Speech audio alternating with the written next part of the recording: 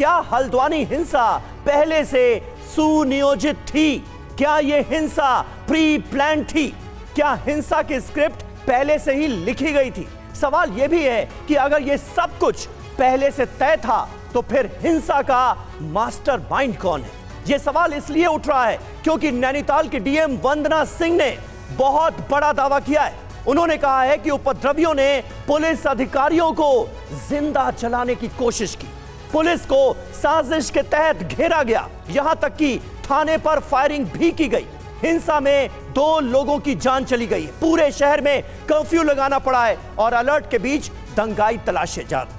बिल्कुल, और देखिए टीवी 9 रिपोर्टर ग्राउंड जीरो पर मौजूद हैं, आप तक पल पल की अपडेट और तस्वीरें भी पहुंचा रहे हैं। उनकी रिपोर्ट्स का भी रुख करेंगे और टीवी 9 की रिपोर्ट्स में जो कुछ भी हमें मिला है वो भी आपके सामने हम रखेंगे। लेकिन हल्द्वानी हिंसा पर नैनीताल की डीएम का जो बयान है वो बड़ा ही महत्वपूर्ण है। सबसे पहले हम उसकी बात करेंगे। अफसरों को जलाने की कोशिश की गई, कौन कह रहा है? जिलाधिकारी डीएम का बयान।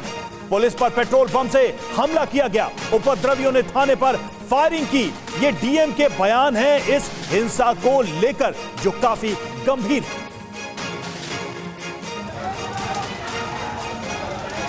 फर्स्ट टाइम की आगजनी की फोटो है, जब फर्स्ट आगजनी हुई थी। ये थोड़ा सा क्लोजअप व्यू है। ये आप मॉब देखेंगे, ये वो मॉब है जो पहली बार इकट्ठा होना उस गली में शुरू हुआ जब आगजनी शुरू करी गई। जो पेट्रोल बम फेंकना है या किसी भी प्रकार का वायलेंस है जो शुरू किया गया, उस वक्त ये मॉब इकट्ठा हुआ अचानक से। ये डिमोलिशन ड्राइव शुरू होने के 45 मिनट्स बाद की फुटेजेस हैं। थाने पर पेट्रोल बम फेंके गए, थाने के बाहर जो वाहन खड़े हुए थे उनको जलाया गया, थाने के अंदर जो ऑफिसर्स फंसे हुए थे उन पर अटैक किया गया। ये थाने पर जब आने शुरू हुए, इकट्ठा होने शुरू हुए, और थाने के बाहर जो आप लोगों की बाइक्स भी थी, पत्रकारों की, पुलिस के वाहन वगैरह भी खड़े हुए थे, अन्य भी आम जनता के आसपास के लोगों के वाहन खड़े हुए थे। ये उस वक्त उन पर अटैक किए और उनमें आगजनी की फुटेजेस हैं।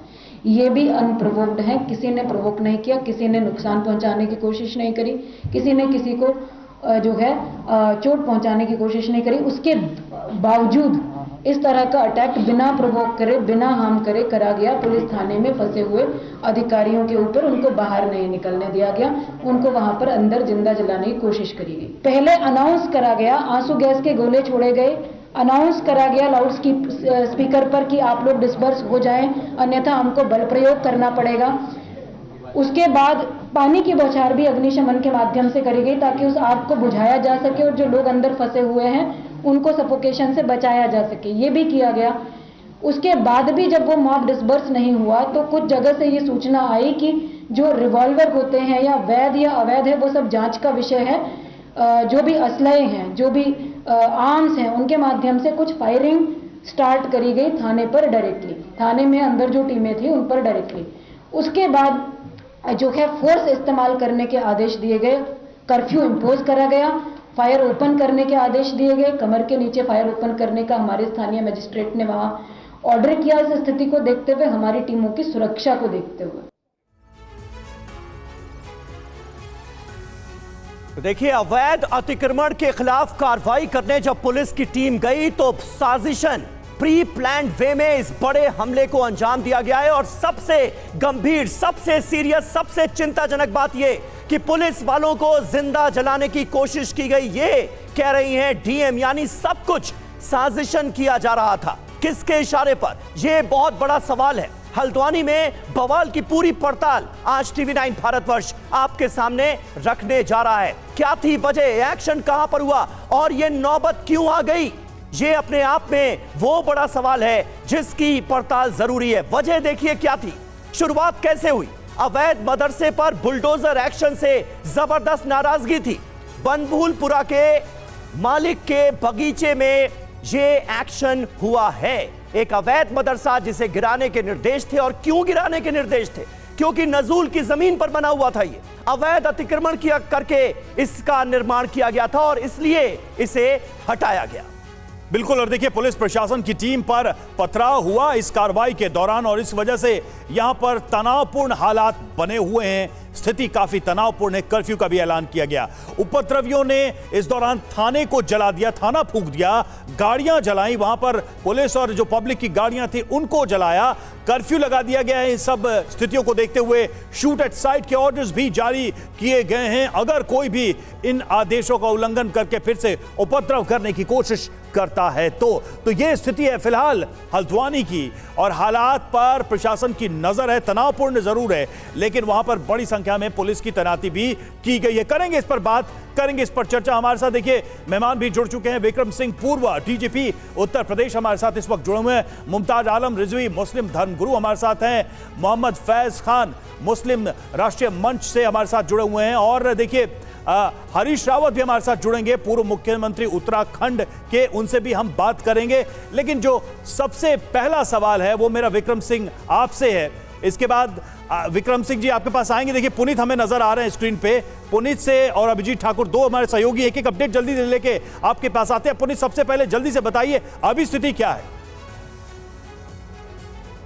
देखिए फिलहाल कर्फ्यू लगा दिया गया है। सबसे बड़ी बात यह कि मीडिया को भी स्पॉट पर जाने से रोक दिया गया, और यही वजह है कि ये यहाँ से तकरीबन 700 मीटर की दूरी पर आगे वो जगह है जहाँ पर ये पूरी हिंसा की गई है। लेकिन यहाँ से किसी भी मीडिया कर्मी को फिलहाल आगे नहीं जाने दिया जा रहा है। बैरिकेडिंग कर दी गई है, सुरक्षा का हवाला दिया जा रहा है। दूसरी तरफ अभी तक 3 लोगों को पुलिस गिरफ्तार करने की बात कह रही है, और इस पूरे मामले में 20 से ज्यादा लोग इस साजिश के पीछे बताए जा रहे हैं। 3 FIR दर्ज कर ली गई हैं, और पुलिस का कहना है कि जो संपत्तियों का नुकसान हो रहा है उसका भी पूरा ब्यौरा लिया जा रहा है। जाहिर तौर पर पुलिस को पूरी तरीके से यकीन है कि इस जो हमले को किया गया है वो साजिश के तहत किया गया है, क्योंकि जब 30 तारीख को पुलिस ने पूरा ड्रोन के जरिए छतों का मौका मुआयना किया था तब कोई भी पत्थर नहीं था। तमाम वीडियोस पुलिस ने हमारे सामने रखे। अभिजीत ठाकुर भी हमारे सहयोगी जुड़े हुए हैं, एक बार उनके पास भी चलेंगे। अभिजीत जल्दी से बताइए अभी तक का एक्शन क्या हुआ है पुलिस और प्रशासन की तरफ से?